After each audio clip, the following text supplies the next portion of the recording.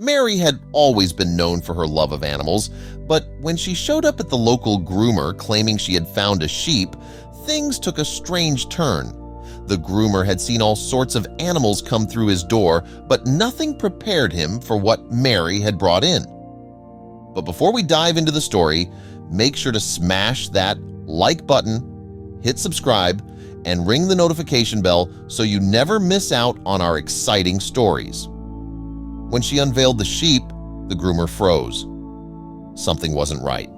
He carefully inspected the animal and suggested they shear its wool to see what was underneath. Mary, convinced it was a sheep, watched in silence as the wool fell to the floor.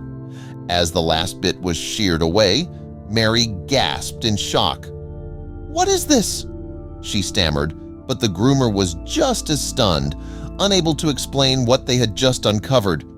It all started when Mary found the poor creature by the roadside, its wool matted, its hooves overgrown, and blisters covering its feet. She couldn't leave it, so she brought it home, thinking she would help. Mary lived on a farm, so she had plenty of space for the sheep to roam, but it was clear this animal needed serious care. The night she found it, she fed and watered it, clipped its hooves, but had to wait until morning to bring it to the groomer. The sheep became attached to Mary, refusing to be left alone. When she tried putting it with her horses, it grew terrified. Eventually, Mary gave up and allowed it to stay inside her house, setting up a small space in her room. But the sheep wasn't content, and by morning, Mary woke up with the animal sleeping in her bed. When she went to check on the sheep later, it had made a mess of her living room. Frustrated, she called the groomer and booked an appointment. Later that afternoon, Mary managed to get the sheep into her truck and drove to the groomer. It wasn't an easy trip. The animal stumbled around in the back, making the drive feel longer than it was. When they finally arrived, the receptionist's face said it all. She was clearly not expecting a sheep in a dog grooming salon. Mary chuckled at the reaction, enjoying the bit of chaos she had caused. After waiting for a few minutes, the groomer, who turned out to be Mary's brother, came to greet her with a knowing smile. "I figured it was you when I saw the appointment," he said, recalling how she always brought in the strangest animals. Mary had a habit of rescuing creatures she found by the roadside, and this time was no different. But as he examined the sheep, something didn't sit right with him. "Where did you find this animal?" he asked, puzzled. "Just along the road," Mary replied, which is, why, what's wrong? "This doesn't look like a normal sheep," he said, still unsure. "We'll know more once I shear it." With a nervous glance at the animal, the groomer began shaving away the thick, matted wool. As the layers fell away, it became clear that Mary hadn't found a sheep at all. Hidden beneath the overgrown coat were two small horns. The groomer paused, looked at Mary, and said, "This isn't a sheep. It's a wild mountain goat." Mary was shocked. She had unknowingly taken in a wild animal. Now she faced a dilemma. What was she supposed to do with a mountain goat? Staring at the wild mountain goat, Mary didn't know what to say. She had been so sure it was just a sheep in need of care. Her brother shook his head, still amazed at her knack for picking up unusual animals. "You can't keep it, Mary," he said, "Istecho de Richano. This isn't a domestic animal, it belongs in the wild." Mary sighed, realizing he was right. After a bit of discussion, they decided the best thing to do was to return the goat to where she had found it. The groomer finished cleaning up the goat, making sure it was in better shape than when Mary had brought it in. Later that day, Mary drove back to the spot where she had first found the animal. As she watched the now sheared goat jump out of the truck, she felt a strange sense of sadness and relief. She had helped it, but now it was time to let it go. As the goat disappeared into the woods, Mary smiled, knowing it would be better off in its natural habitat. She returned home feeling good about her decision. But Mary's adventure with unusual animals wasn't over. A few days later, her friend Luca had a strange encounter of his own. Luca lived with his family in a remote house surrounded by forest. One morning, he woke to find his children in a panic. They dragged him downstairs, and when he looked outside, he saw a large black bear standing on the deck. Luca instinctively shielded his kids, but then he noticed something odd. The bear wasn't acting aggressively. In fact, it was waving, almost beckoning him to follow. Luca couldn't believe what he was seeing. The bear stood there, waving as if it wanted him to come closer.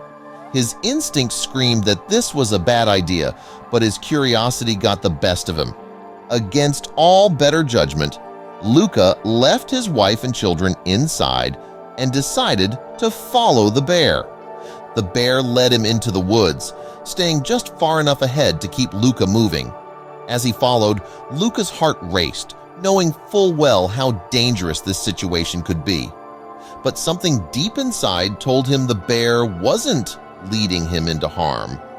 Still, the thought lingered. What could a wild bear possibly want with him? After walking for about an hour, the bear suddenly stopped in a small clearing. Luca looked around but saw nothing unusual. The bear, however, seemed agitated, sniffing the ground frantically, as if searching for something that had been there but was now gone. Luca stood still, unsure of what to do next. Just as he thought about turning back, the bear turned toward him, baring its teeth as if to warn him against leaving. Luca's heart pounded as he realized he wasn't going anywhere until the bear found what it was looking for. Moments later, the bear seemed to catch a scent.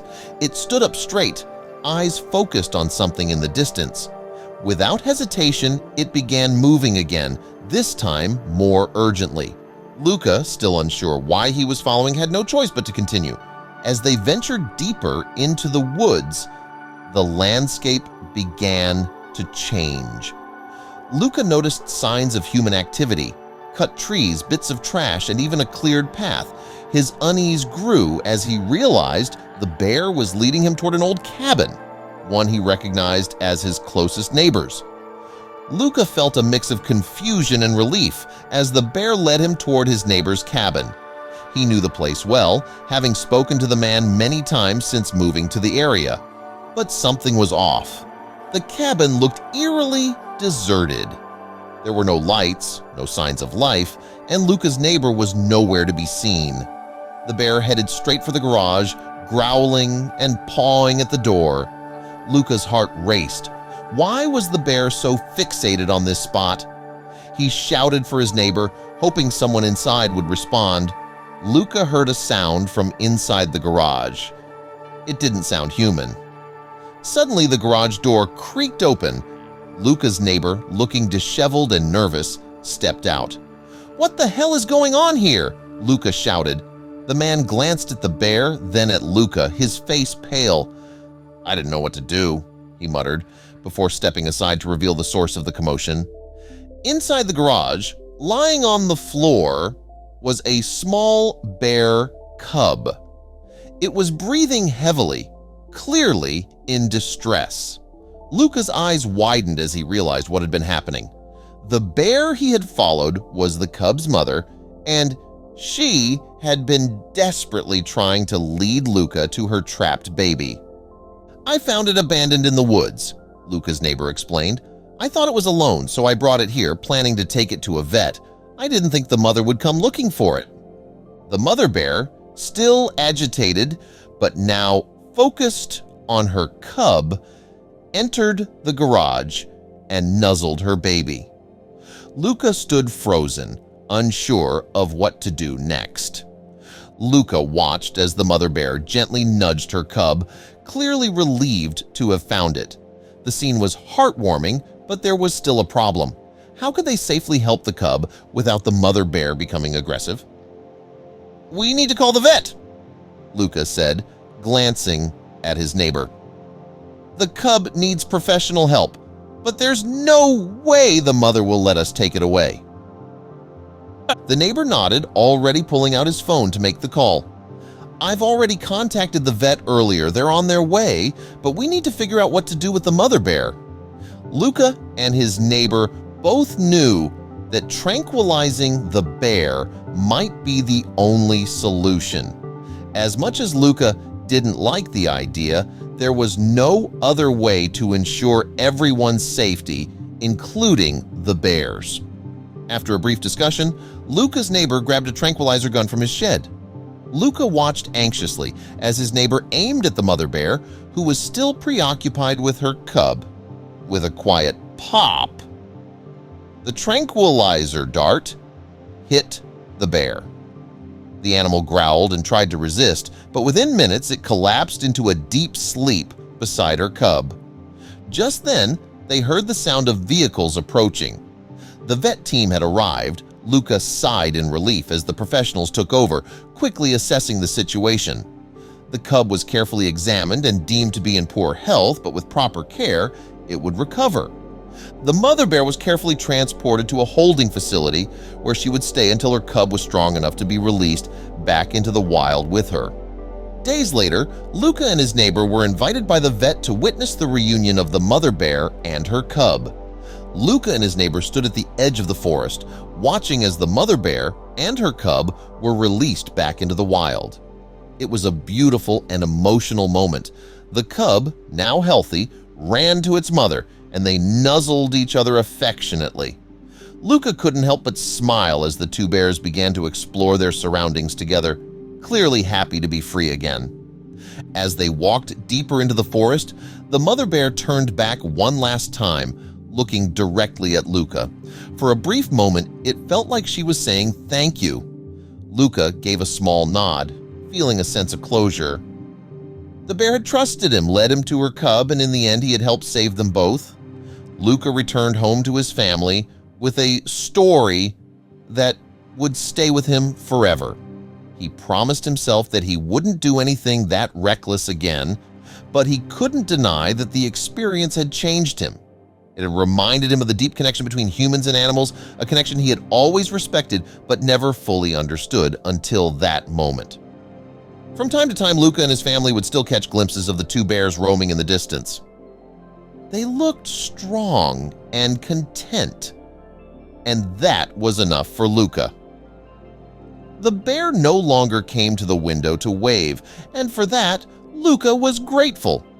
He had done his part, and now it was time to let the wild animals live their lives. The woods remained peaceful, and Luca felt a renewed appreciation for the nature that surrounded his family's home.